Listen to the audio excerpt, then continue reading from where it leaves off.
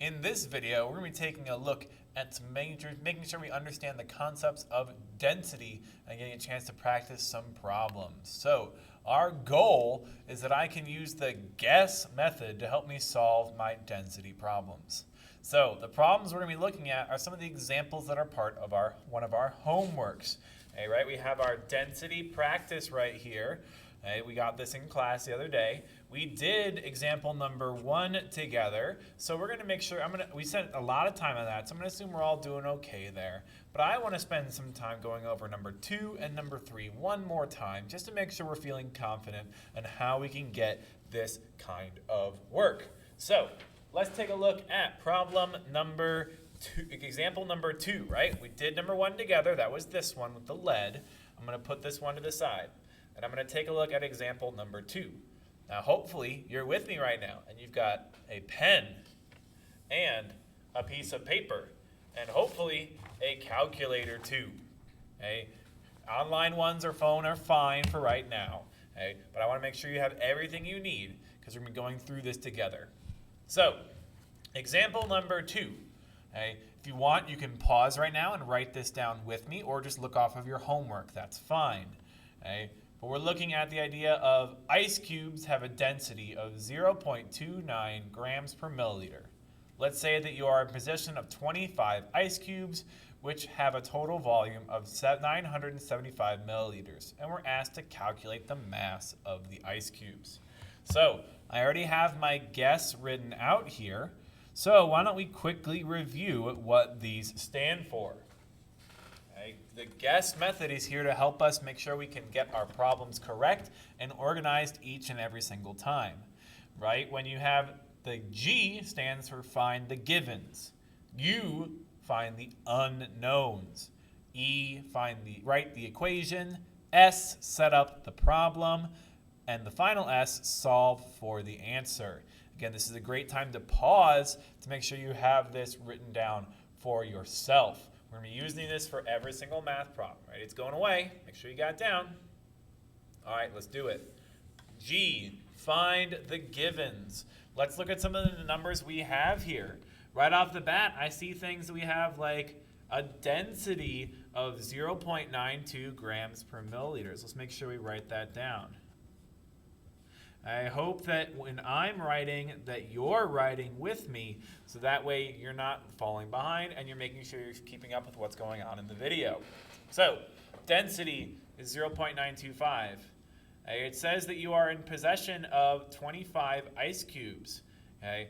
That's some interesting information, but it doesn't tell us anything about density or mass or volume, which are our main parts of our problems like this. So I'm going to go ahead and ignore that number. Make sure you're thinking about numbers. Don't just look at what the number is. What is it telling you in the problem? So finally, which have a total volume of 975 milliliters. Look at that. That's our volume. Right? So let's write that out as one of our givens. Don't forget your units, right? We're writing the number and the unit. No one likes naked numbers. That's just unkind. Finally, we can found our givens. We need to look for the unknown. What is it asking us to find? And in this problem, you can see it says, calculate the mass of the ice cubes. So we do not know our mass. We're trying to find that. It's going to be in grams. So now we are at E. We found our givens. We're looking at our unknowns. Now we are writing our equation together. Hopefully you have your handy dandy density triangle. This is all over your homework, or you can go back to our notes to help you write your equation. As you need it, pause right now to write it down. So we are looking for mass. So I'm going to cover up anything that isn't mass, and I'm going to see what is left over. I can see that I have D next to V. That tells me that my mass, my M, is going to be equal to D times V, right? When we have variables that are written next to each other like this, that means they are multiplying each other. So I have my equation set up. let's go ahead and plug in some of those numbers. Set it up and substitute those variables. We already know what each of these different parts mean. I have mass. It's going to be equal to the 0.92. Don't forget your units. Grams per milliliter on every problem. Multiply by the volume, right? Density, 0.925. Volume, 975. Okay. So we're plugging in our units and our numbers. Our last part is simply to find our final answer. So I'm going to need my calculator.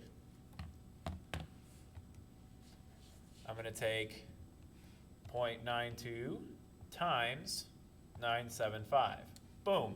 And I get an answer of 897. Let's go ahead and make this nice and red.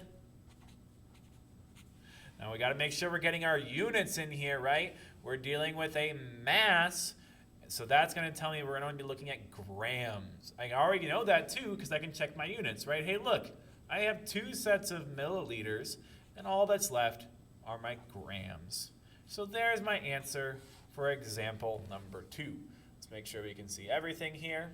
And we found our givens, we found our unknown, we set our equation, we set up our equation, and we solved for our final answer. So if you need to right now, pause, write this down, rewind if that was too fast. That's okay. Before we move on to our last example here. You good? Okay. So let's take a look at our last example. We're going to be looking at example number 3 from our homework now. This is one we did not do in class, so I want to make sure you see what it looks like. In this problem, we're dealing with some balsa wood. It is the least dense wood. It's actually used a lot for different types of models and different types of engineering builds. Okay, and we say that it has we have a density here of 0.61. Notice that I'm reading the problem and I'm already starting to pull out some of those givens to help me. If you are holding a 1,000 gram piece of balsa wood, what is the volume of the wood? So maybe you're already in your head filling these first 2 out. Let's make sure we get them down.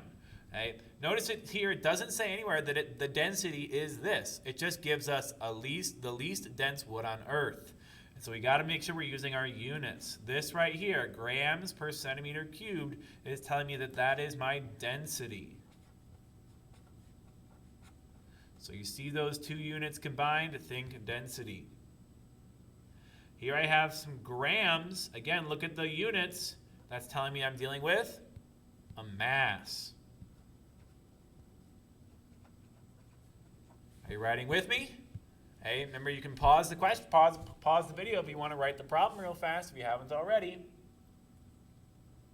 All right. So we're finding our unknowns, right? We're using the exact same steps we did in the last problem. In this one, we're looking for the volume. So we want the volume of this problem. Next, we need to write our equation, right? That's our step E. Same steps each time. I've got another density triangle here to help me out.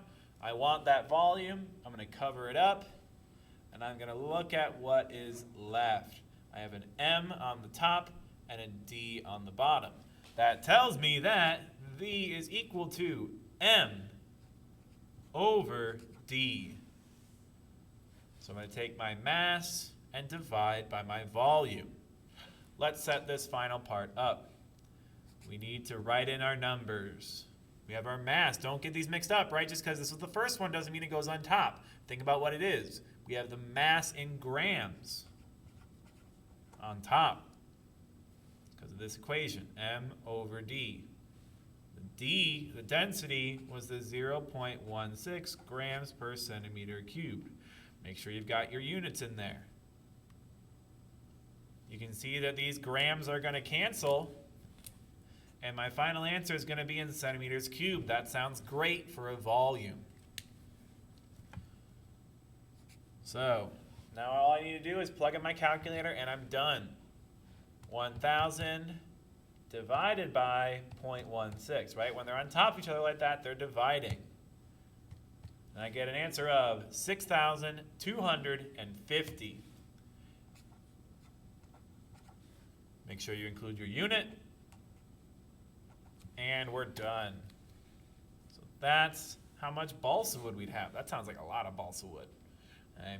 But so, that is the end here. And you should be at this point able to use our guess method to help you solve your density problems. Okay?